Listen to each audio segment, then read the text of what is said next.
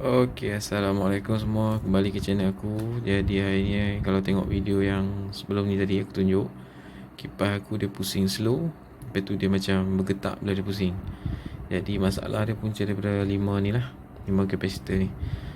Dia kalau ikut salah satu pun boleh jadi juga yang rosak. Tapi sebab aku tak ada alat nak ukur mana satu yang nak rosak ni, jadi lagi senang kalau kita tukar 5-5 terus lah.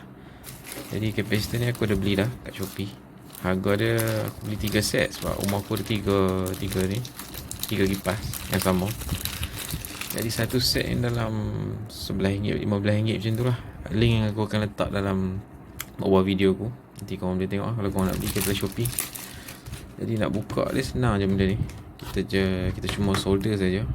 Kita buang solder ni semua, kita cabut dan kita ganti balik kapasitor yang baru. Itu je. Jom aku tunjuk macam mana nak buat step by step semua.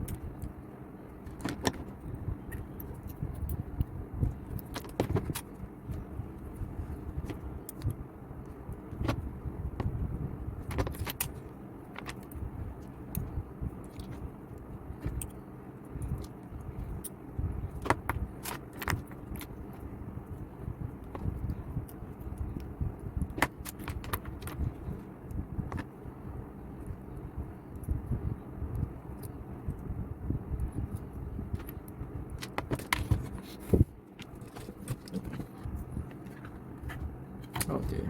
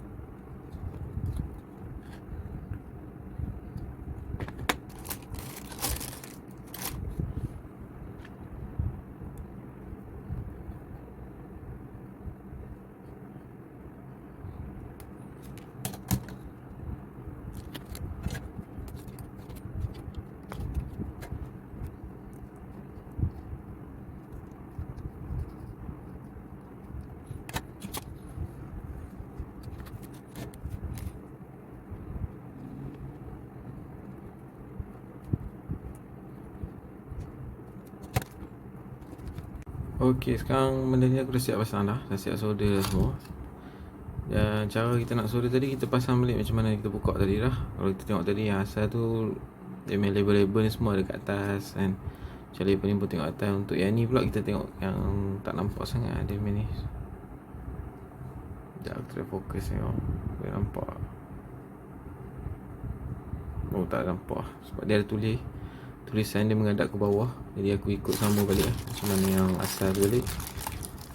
Yang ni nampak tak? Nampak tulisan yang 1 microfarad tu, dia menghadap ke fuse. Jadi aku ikut balik lah. Dan jom kita test tengok. Jadi untuk remote masih lagi tak boleh pakai. Boleh. Boleh pakai lah. Oh, ni nombor 3. Lagi laju. Aku ingat tadi dah tak boleh pakai. Oh, dia nombor 1 slow sikit. Oh, okey lah. Puas hati lah. Setakat ni dah boleh pakai ni, kira okey lah. Okay, terima kasih sebab tengok video aku. Thank you.